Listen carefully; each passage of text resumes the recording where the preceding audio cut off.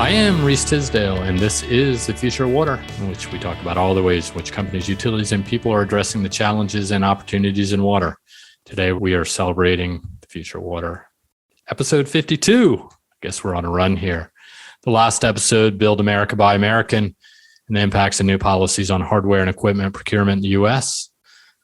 That was the topic. Today, we're going to talk something bigger and more global, and that is we're going to be looking at large-scale desalination project activity, ownership trends, and technology shifts. Why are we discussing this today? Well, the effects of climate change, population growth, and the rise of industrialization have played, I guess, somewhat of a role in water scarcity or are impacted by water scarcity, and therefore their water demands are changing. And so what's going to supply that demand? Desal could be the solution, and also depends on where you are. Large number of the countries in Africa, the Middle East, and Asia are under serious freshwater stress. So desal is an obvious, if not potential option for water supplies. And quite honestly, the Middle East is where a lot of this is happening. It all seems so simple. Just take seawater, turn it into fresh water, drinking water, and then using reverse osmosis, and then there you have purified water. But rather than hear me talk about it, we're going to have Bluefield analyst Isabel Kesman come on and join and talk about what is happening in desal globally. So with that being said, let's jump into that conversation. All right, so I'm joined here by Isabel Kesman. Isabel, how are things? Good. In Boston right now, but headed to DC this weekend to see some friends. So looking forward to it. Nice. Late for the fireworks, but we talked about it earlier today. You feel that fireworks, all the money and time that's spent on fireworks could be used for other things, including saving animals' lives. But you didn't say that, someone else. So with that being said, let's jump into this. Let's talk a little bit of desal. Let's just set the stage a little bit. So on an ongoing basis, you and others have been looking at desal globally, really large-scale desal, looking at project announcements, M&A of assets, because there's a little bit of that happening, but also just associated details when it comes to desalination. So maybe let's step back a little bit. I'm talking about large-scale desal. I'm sure many of the listeners are wondering, what are we talking about? So why don't you sort of lay it out for us? What sort of facilities are we looking at? Have you been looking at? And what are your general thoughts on the market as a whole? Yeah, so our data set looks at facilities that produce more than 50,000 cubic meters a day. So as you said, these are the large scale gold-plated systems that you may have heard about in the Middle East, Australia, and to a lesser extent, the United States, namely the Carlsbad plant in California. We've identified 170 large-scale plants that are owned by approximately 130 different and unique entities. Cumulatively, these facilities have brought online over 33 million cubic meters a day of capacity between 1999 and currently. So to follow up, Isabel, on that question, let's put it in perspective. Like, you're talking about 33 million cubic meters per day of capacity has been added since 1999. Well, what does that mean? Can you put that in some perspective? Yeah, so we can actually use one facility, Acciona's Al Kuwar 1 facility in Saudi Arabia, as kind of a proxy. And so this facility went online in 2020, at the end of 2020, and produces 210,000 meters cubed per day, which serves approximately 350,000 people. So using a somewhat back of the envelope rationale, we're potentially looking at over 55 million people being served by that 33 million cubic meters a day of capacity. Yeah, and it's not an exact science here in the sense that, some of these plants we're looking at, let's say the Rio Tinto plant in Chile, it's really for a mining operation. Some of that water may go to local communities, but same could be said in Saudi Arabia as well. Some energy facilities are using water, but as a proxy, I think that's a good way to put it. It seems like, so that's helpful. So, one question is the growth over time has been, I think, pretty steady, over the last 2 decades, right? So I think the numbers you've come up with look at about 6% compound annual growth rate over time. But where are we seeing the project activity? So more than 78% of this large scale capacity has been commissioned in the Middle East, North Africa region. And in terms of market share per country, Saudi Arabia has about 23% and UAE has 19%. So really focused in the Middle East region. And based on the project pipeline, we think that these positions are likely to hold moving forward. And most of this municipal, industrial? So most of the projects are directed towards municipal use or offtake.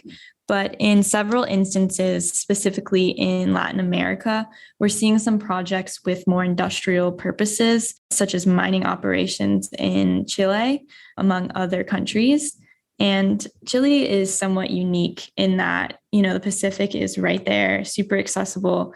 But in many of the cases, the challenges with large-scale desalination here is pumping the water to an elevation in the Andes where these companies and communities are present and operating.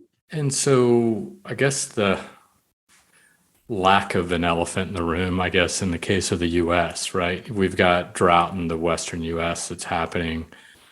You mentioned Carlsbad, which is Poseidon, I guess is owned by Brookfield now in Southern California. What's the status of the US market? Given the drought conditions of the Western US, you'd actually expect to see more of these large scale desalination plants or more in planning.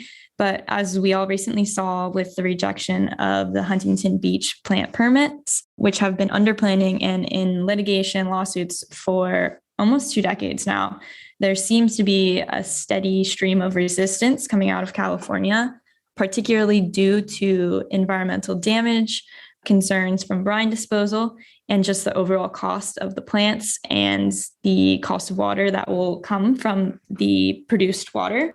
So it seems like in the US, water reuse is a preferred method of meeting water demand. Reese, I think you know a little bit more maybe about the water reuse landscape if you want to. Yeah, I mean, I would say it's exactly that. Reclaiming wastewater for reuse, so water reuse, as we call it, is definitely cheaper. I mean, significantly cheaper. That being said, it still has to be managed. You need to find off-takers for it. What we've seen in a place like Southern California, Carlsbad, right, is if it's supplying, San Diego with a water supply, it's expensive water, certainly, but it also provides some insurance. We've also seen that in Australia, where, after the millennium drought in Australia, they built up a number of desal plants. It was expensive, started raining soon thereafter. People went crazy. Well, guess what? They're back in a drought again, and that water actually turns out to be somewhat valuable. So that's one aspect of it. California as a whole, developing any large-scale project, and not just water, you could look at the power sector as well. I know from my own experience, renewable power developers face similar problems, whether you're looking at solar projects in the desert, they're faced with confronting the famed desert tortoise, which is slowed project development. And so desal and its environmental impacts, but brine disposal, but also is it going to be, it depends on the intake as well for the water, is wildlife or, sea life going to be impacted by it. And so ultimately it looks like after 2 decades, like you said, Poseidon has lost out on those permits. So what does that mean? One would think that the California reuse pipeline should continue to grow. Well, I mean, to that point, which reuse is not technology in this case. Let's talk a little bit about desal technology. What have we seen over really the past couple decades? We're seeing a lot of activity, or we've seen a clear shift in technology choices by the desal players. Mm-hmm. So the market has shifted from thermal desal or boiling water to reverse osmosis or RO technology. And so RO adaptation has absolutely surged over the last 2 decades, making up about 60% of the installed capacity. And when you consider the under construction and late stage planning projects, 92% of those projects use RO. So we're definitely seeing a dramatic shift towards reverse osmosis. And a huge factor in the switch was the deployment of energy capture systems, which reduced the energy consumption of desalination facilities. And this started up around 2005-ish, when one company, specifically Energy Recovery, also known as ERI, came out with their energy recovery devices, including pressure exchangers, which had, a significant impact on desalination in general. Yeah, we've definitely seen some, in retrospect, milestones, right? The switch from thermal desal, that's happened over time, and definitely in the Middle East, where a lot of these plants are huge, shifted towards RO. So, the membrane suppliers have really benefited from that, whether it be LG now or 3M. These are companies that provide membranes. And the ERI, the energy recovery, was another big step, because one of the reasons desal is in fact so expensive is the energy cost associated with it. And so therefore that's been a big focus. Now, whether there's another great leap forward, that remains to be seen. The bottom line is, and maybe this is the reality of it, is, when you don't have any water, it's probably is going to be expensive. So, take your pick. Desal might be the best and only solution in some cases. And that really is, in the case of the Middle East, where we're starting to see some reuse. Desal is, as far as alternative supplies go, is huge. But, when we really started looking at this at Bluefield, we started looking at desal. The first big report we ever put out was in 2013. One of the things we were looking at was who owns these systems, right? There is a role for private players. They're financed by private players. So you've done rankings and analysis looking at net ownership. What does your research and analysis show for these large-scale facilities globally? Right. So Bluefield has identified 130 shareholders in about 170 online installed capacity plants. The reality is that the top 25 system owners, which includes both public and private owners, have a combined ownership capacity of 23.5 million cubic meters a day out of that general 33 million. So with this, we can see that the market is fairly consolidated amongst these top 25 players. And the types of companies. So you mentioned public and private, but what are the type of companies or organizations that own these? So there's a number of profiles, including public entities, which governments, government corporations, like the Saline Water Conversion Corporation in Saudi Arabia is major, and state-owned investment or sovereign wealth funds are another way that governments are keeping their share of the desalination capacity. And then we're also seeing Spanish, French, and Middle Eastern EPCs, Aqua Power from Saudi Arabia, Engie, and Acciona. And then the last kind of deck of players is the Japanese trading houses. So Marubeni, Sumitomo, and Mitsui are some of those that are building up their stake in plants outside of Japan, which is pretty interesting. They're gravitating towards the Middle East to get their share. Yeah, and so one of the things as a result of these ownership stakes, we're also seeing a little bit of M&A. So is there much activity? I mean, we have companies that come to us periodically to say, hey, where are the desal plants? Where are the opportunities? We'd like to, in some cases, buy into this market. Can you provide some guidance? So are we seeing a lot of M&A? Over the last 6 years, we saw about 1.7 million cubic meters per day of divestments from the 8 largest and publicly announced transactions. Among these was the cancellation of Acciona's ATL concession in Spain, which was repossessed by the Spanish government after 2 years, maybe more, of disputes. On the other hand, some noteworthy buyers include Aberdeen Standard Investments, which is a Scottish firm that actually now owns 100% of the Carlsbad plant in California, and Generation Capital, an Israeli-based company, which has carved itself a stronger position in some of Israel's desalination plants. And one other, and I'll just throw this out there, and then what's the story with high flux, right? There's been a little bit of upheaval. Yes. High flux out of Singapore. Yeah, HyFlex is a little bit in limbo right now. They're in a liquidation process after going into bankruptcy, and we're starting seeing some turnover of their plants to different stakeholders. One of them is Keppel Corporation, who had shared ownership with the Sing Spring plant in Singapore, and they now have 100% ownership. So they gained HyFlex's shares in that. And we're likely to see the other plants that HyFlex has shareholdings in be given and bought by other investors.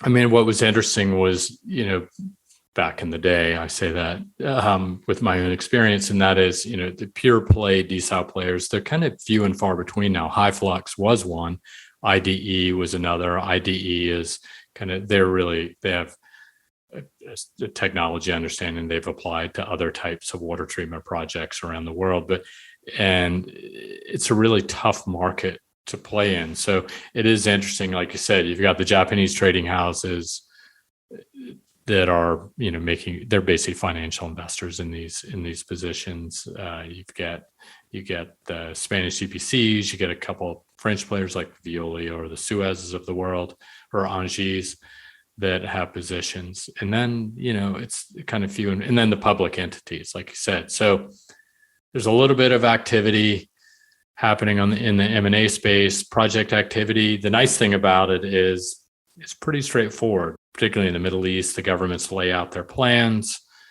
and they say, hey, here's what it looks like. Well, let me ask you, maybe this is the last question. What does the market look like going forward? You mentioned that it's expected to sort of track how it's gone. What do you see, at least in the pipeline? So in line with historical growth rates, we're seeing another 4.4 million cubic meters per day of plants under construction, and then at least 9 million cubic meters a day of late stage planning or planned projects.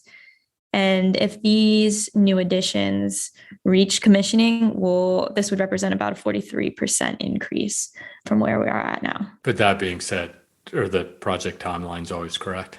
So with large-scale desal projects, we frequently see them stretch past the intended commissioning date.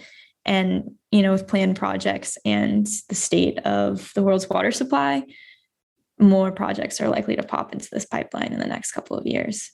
Yeah, we put some research out a couple of months ago on the US to say we may be at the end of the line, if there ever was a line. But really, like you said, seeing a little bit of it, well, definitely seeing activity in the Middle East. We might see a little bit in Australia going forward. There's some activity in China, but large scale desal, it's, like I said, it's pretty consolidated at this point. People understand it without any great leaps and bounds cost wise. It kind of faces a challenge where, 10, 15 years ago, water reuse wasn't as big a deal as it might be now. If anything, that seems to be where a big focus is. That being said, it's still part of the portfolio of options for coastal cities, municipalities. Yeah. And I think the push to have more of these plants be solar or renewable energy sourced could keep desal a little bit more competitive with reuse as it steps up, because we are seeing more of those super mega plants with plans to have renewable energy, where in the past it's still fossil fuel based, or electric. So that's a good thing, Oh, I mean, all right, you got me started now, but I'll leave it at this. And that is, we've talked with others within Bluefield about hydrogen. Is a hydrogen economy a growth opportunity for desal players, right? Where they can potentially go hand in hand. Hydrogen needs a clean raw water source. At the same time, they need power. That's one part of it. So talking renewables, but also, like you said, using solar or wind. And we have done that in the past, where we've got it's a little bit of an older report where we looked at large scale desal around the world, and we tried to figure out, all right, well, how many of them are actually using solar on site? How many are just contracting out renewable power? And I know in the case of Australia, I think a couple of them are purchasing wind power as a way of offsetting their emissions and energy usage. So I think that's a really good point. And maybe that's a good place to end. But before I let you go, what else are you working on these days? Right now, I am trying to figure out the private water ownership landscape in Texas. It's one of the largest markets right now for M&A of water and wastewater systems. And because there's so many small private systems, trying to figure out who actually owns the system, whether it's a small private owner or it's a subsidiary of one of the major IOUs. The landscape is pretty crazy. So we want to fully understand what's happening in Texas because it's such a hot spot. So I'm trying to build out a new data set of accurate owners.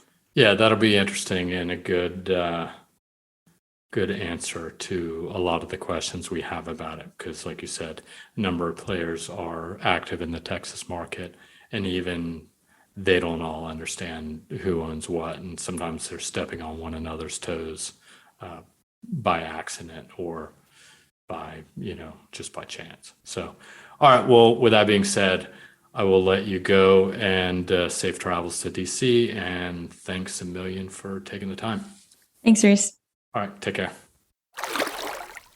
All right. There you have it. So thanks to Isabel for taking the time. I know there's a lot happening in the desal market. I know she's been spending a fair amount of time with some other people digging into all the details.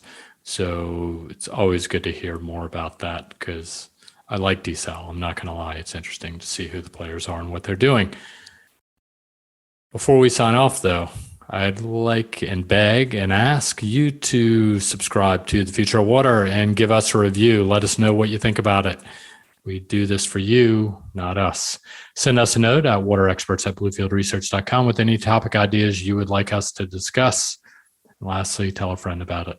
It's always good to reach out and say hello. It's like the postcard of old. Everybody likes to receive a postcard, so if you're not going to do that, you can at least send them a idea for a podcast tip. So this podcast and these water industry insights have been brought to you by the one and only Bluefield Research. To learn more about us, visit us at bluefieldresearch.com. Till we talk again, be well, be safe, and take care.